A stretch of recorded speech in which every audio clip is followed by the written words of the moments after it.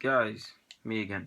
Now I've been over this topic many a time, but people keep asking me. I get it as I'm getting new subscribers, and I can't lie. I bring out a lot of videos, and some people love it, some people are annoyed. So I can't blame some people if they didn't see it. So I do have to repeat it.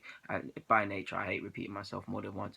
But yeah, Ozil versus Alexis. Who's the better player? I mean, not really the better player. Who's more influential for our side? Who's more valued to our side? Who's more vital to our side? Now, it pulls me from opinions.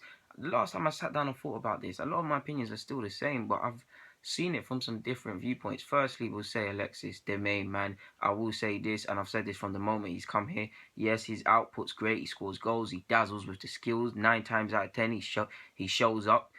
One thing that is very underrated, his playmaking ability is on par with Ozil. His final pass, his weight of pass, his decision making, the movement. At times, in regards to his decision making, yes, he can overrun it and do the wrong things and not pass when he at times could have. I mean, if I was Alexis, I wouldn't pass. Would you want to pass to Walcott if he was 1-on-1 with the keeper? I'd rather shoot, but no disrespect to Theo. But yeah, his playmaking ability. In my opinion, yes, he was an excellent player at Barcelona. I thought he was world class there. But granted, yes, because he signed for my club, I've seen him under the microscope a bit more. I didn't realize how good of a player he actually was. Like, especially when he does that no look stuff. Like, the guy is amazing, man. I got a lot of time for Alexis. But yeah, he's arguably got better because in regards to the playmaking aspect at Barcelona, he was never going to be the main man. He was at Udinese to a degree, and he was. And at Barcelona, he'll be a trusted lieutenant, but he won't be the main man. There's Messi there. He was there with Neymar, etc., etc. So he just found himself on the outskirts of things in the sense that he weren't central to the plans. The ball weren't always going through him. It was just on the outskirts. There's many a games where he's also turned up. I mean, like in El Clasico, but many a times he's made runs and been in space where he hasn't received the ball. On the other hand, Arsenal, he's central to our play, especially when he played through the middle and it worked that season. Everything goes through him. He becomes the main player. He has that responsibility because he is somewhat our Lionel Messi, if you look at it like that. Yeah, he's become a better player. You've seen that he's arguably got better in his playmaking aspect. Like I said, his way of pass and everything and is on a different level. You see him and Ozil when Santi's there. They don't. It's like they don't want to pass it to no one else. Again, I can't blame them. His movement as well, and he also is a very good communicator. I don't know how well he speaks English. I know it's bad of me not to know that, but yeah, versus Ozil. Now, I've always said it. You need a certain. I'm not disrespecting him, but you need a certain amount of footballing IQ. I'm not saying I'm Sir Alex Ferguson or nothing, but you need a certain amount of footballing IQ to see what Ozil does.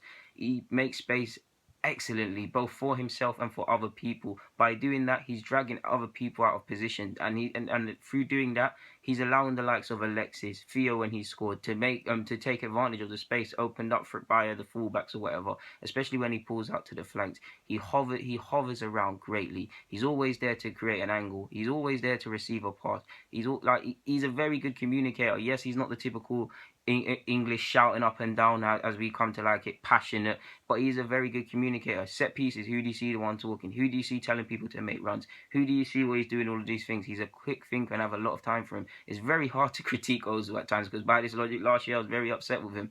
It's very hard to critique him because 12 goals, 9 assists. Yes, he should be getting more than that. But in the season, we're saying he was very dead and things like that. He's still up there in regards to the other players. So that shows both he can do more. There's no way around it. He can do a lot more. But it shows how good he is, really and truly. Like I said, keep retaining possession. He's central, especially when we play counter-attacking football. You go and look at the Bayern Munich game we won. Central to our plans. His decision-making. I do believe he can have a future as a deep line playmaker per se when latter on stages of his career. Like the main thing, he recycles possession as well. He's always with an option. It is a hard one, man. He creates space. It's very hard to teach. You can teach a player through an academy, but it's very hard to learn how to create space, how to both move in between the lines and break between the lines. I always tell you guys, what is the one thing that is the best? The brain. You can be the toughest, the strongest, the fastest. All of them attributes fade as time goes on. Your brain's there. You're always going to be a footballer. Iniesta proves that as well, who I believe should have won Ballon d'Or if it wasn't for Ronaldo and Messi. But yeah, back to, I almost forgot what we were talking about. Back to Mesut Ozil, the brain, like you need that. He is central to our plans. I mean, it is a hard one in regards to both of them. There's a case for him and against him and against both of them. To be honest, I don't know. They complement each other more. There's actually also, if you look at it and be careful with what I'm about to say, Santi Cazorla is arguably more central to our plans more than them because arguably both of them need him to thrive. Yes, Alexis has gone there with the output. If you look at the basis that we know what we're getting 9 times out of 10 with Alexis, I suppose it's Alexis.